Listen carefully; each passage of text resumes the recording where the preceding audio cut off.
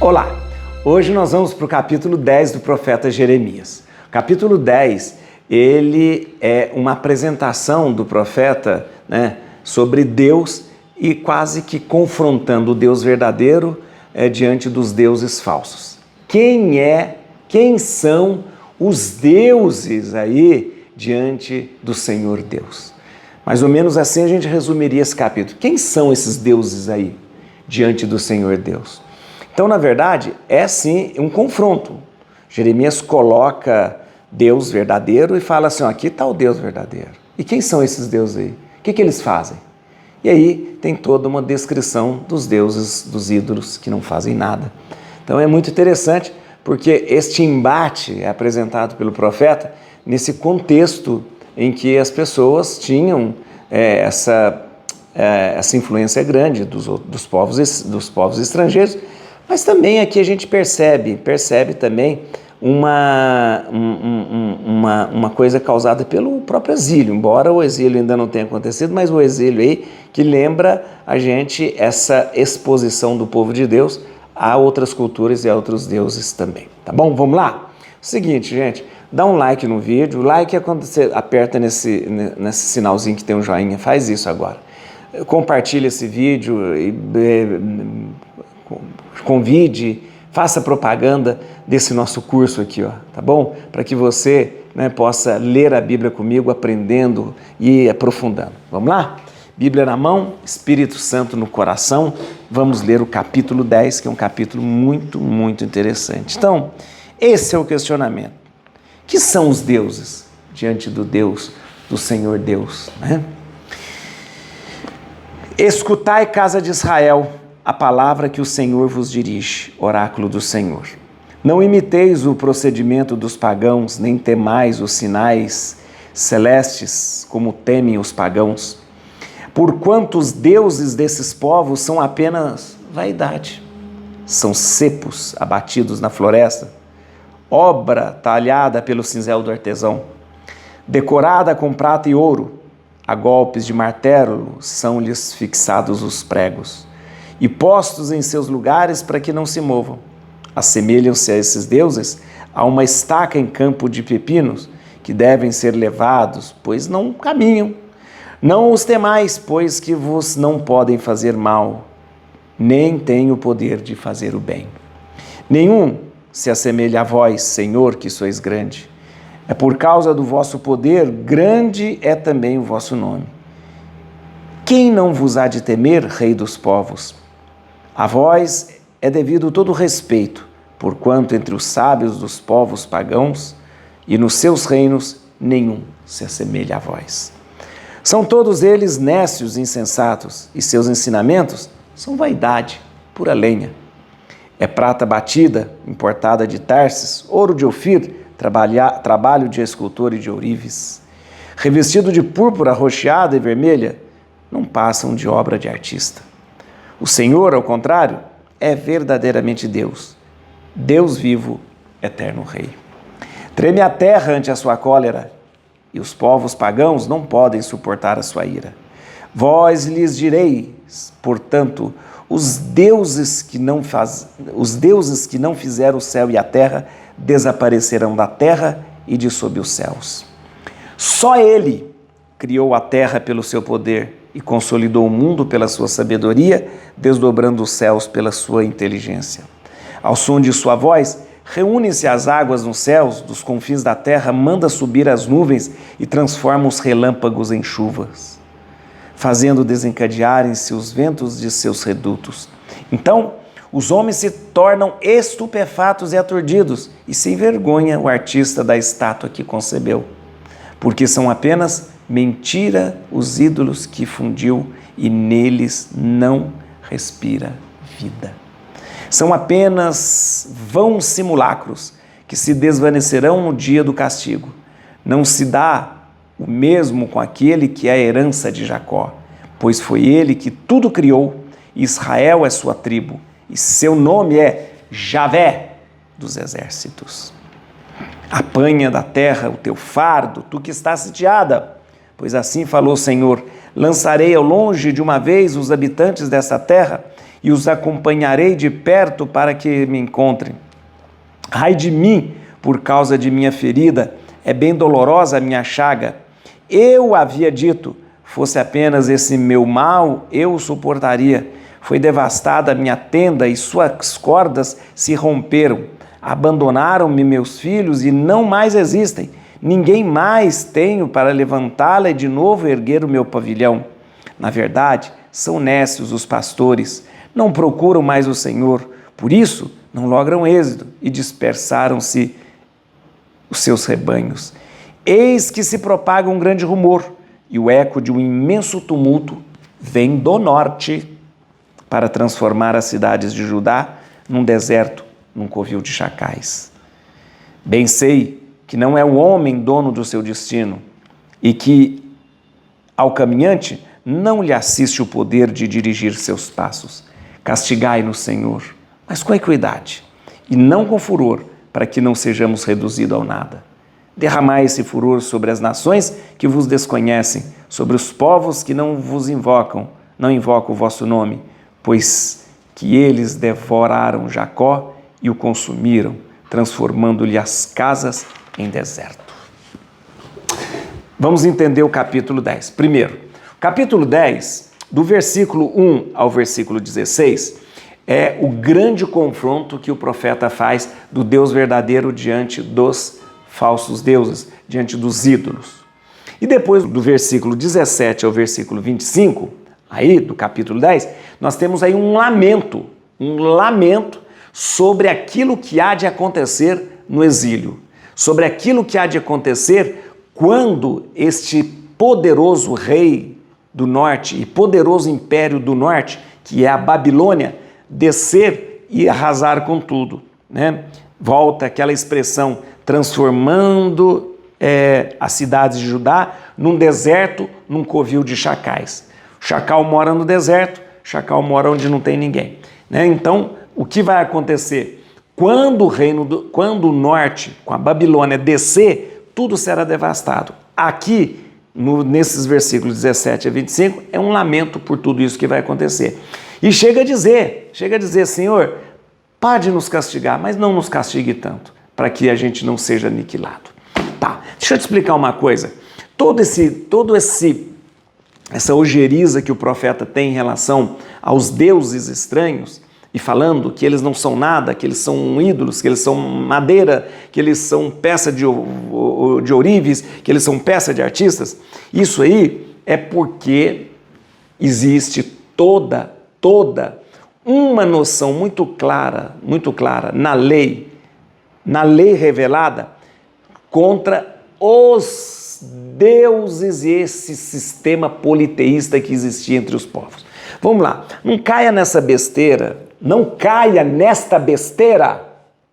de escutar gente ignorante falando Deus proibiu fazer imagem, por isso as imagens que os católicos fazem é uma afronta. Isso é bobagem. Vamos ser inteligentes. Muito bem. Qual era o objetivo de Deus com o seu povo ali na terra? O povo de Deus entra na terra prometida. Ali ele tem o quê? Tem uma quantidade enorme de jebuseus, heteus, heveus, cananeus, tudo morando naquela terra. Cada um com seus deuses, cada um com suas culturas, cada um com sua religião. Eles acreditavam que os deuses deles ficavam em madeira, em pedaços de blocos de pedra, estelas, árvores sagradas. Eles acreditavam que o Deus ficava ali dentro. Então, quando a palavra de Deus, quando aquilo que é revelado é passado para o povo, aquilo que Deus fala para o povo é o seguinte: não imite esse povo.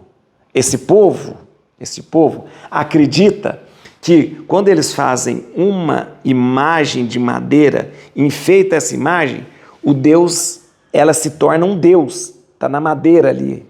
Não imite esse povo. Então Deus não proíbe a construção de imagem. Deus proíbe achar que uma imagem é um Deus.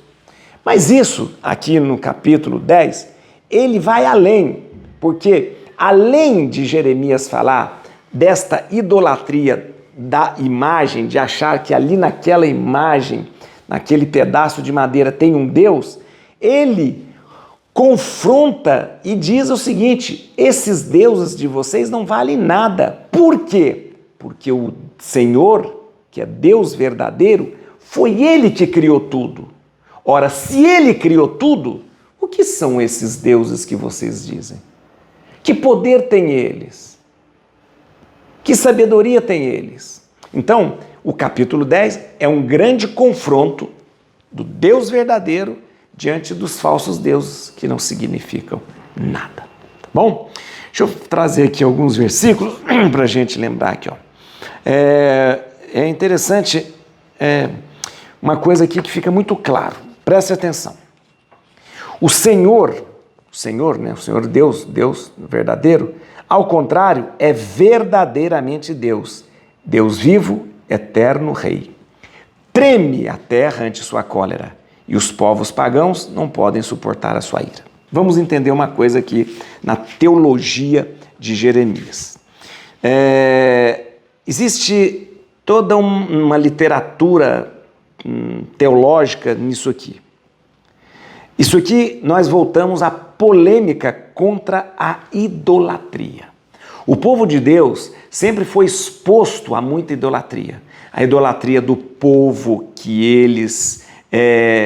do povo que vivia naquela terra, a idolatria do Egito quando eles estiveram no Egito, a idolatria de quando eles forem para o exílio, né? Então, eles vão para a terra prometida, vão para o Egito, está cheio de idolatria no Egito. Vão para a terra prometida, cheio de idolatria na terra prometida, entre os cananeus, entre o pessoal que estava ali. Vai para o exílio, cheio de idolatria no exílio. Ou seja, aquele povo tinha que se manter fiel ao Deus verdadeiro. Então, aqui há um esforço muito grande de manter esse povo firme na sua fé contra os falsos deuses. O profeta, então, o profeta Jeremias, opõe o Deus verdadeiro aos ídolos. O que são os ídolos para o profeta? Os ídolos aqui são nada e levam os adeptos desses ídolos verdadeiros a uma decadência moral. Para o profeta, quem adora esses ídolos são decadentes moralmente. Ao contrário, quem adora o Senhor, Deus verdadeiro, é aquele que ele pode confiar e que esse Deus verdadeiro vai levar sempre essa pessoa à vida. Então presta atenção, na cabeça do profeta, quem adora os ídolos não será levado para a vida. Será levado para a decadência moral, para aquilo que é ruim, para aquilo que é feio. Quem adora o Senhor verdadeiro pode nele confiar e ele será conduzido à vida. Então, é essa teologia e essa insistência, porque o povo de Deus sempre ficou muito exposto a todo tipo de idolatria. No versículo 17, aqui a gente começa um lamento em relação àquilo que vai acontecer. Vai acontecer que o reino do norte, aliás, no reino do norte não, lá do norte, um reino vai crescer.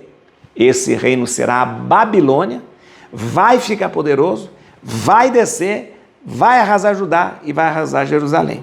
Aqui começa um lamento. E é muito interessante que eu queria dizer a vocês. O lamento começa assim: apanha da terra teu fardo, tu que estás sitiada. Só como estudo que a gente está fazendo, esse versículo, quando a gente lê, o que vem à cabeça da gente? Ele está se dirigindo a Jerusalém. Por quê? Porque Jerusalém ficou sitiada e depois ficou invadida. E a gente pensa, não, o profeta Jeremias está falando de Jerusalém. Jerusalém que vai estar sitiada, Jerusalém que vai ser destruída. Mas muitos estudiosos judaicos, né? Eles acreditam que o profeta esteja falando para a Babilônia, como dizendo para a Babilônia assim, olha aqui, ó, apanha da terra o teu fardo, tu que está sitiado. Está dizendo que aqui está dizendo que o profeta está falando assim, ó, um dia nós vamos falar para a Babilônia, você será destruída. Mas eu digo para você, estudando a Bíblia, eu acho muita forçação de barra nisso.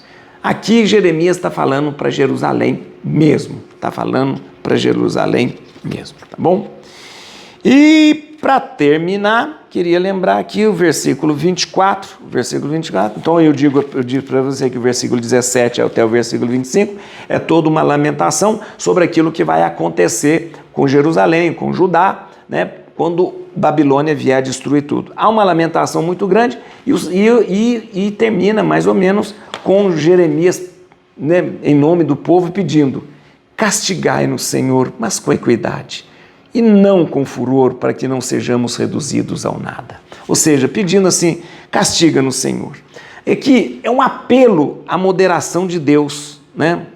É um apelo que Deus seja moderado na hora de castigar, né, o seu povo, para que o povo não seja aniquilado.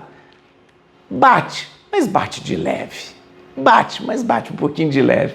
Na verdade, a compreensão aqui não é um castigo por castigo, como eu já disse para você, mas permitir que o povo entenda que se afastou de Deus e por isso foi levado ao exílio e por isso foi levado à destruição, para que esse povo volte.